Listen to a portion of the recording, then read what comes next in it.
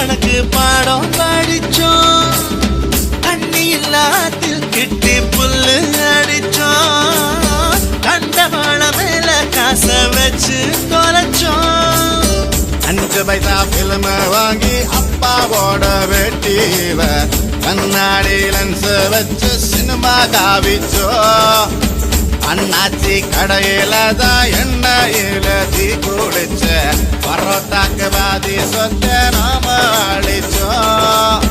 பொட்டல் காட்டில் பொழுதெல்லாம் ஓட்டம் போட்டு தெரிஞ்சோம், வெயில தவிர வாழ்க்கையில வேற என்ன அறிஞ்சோம்.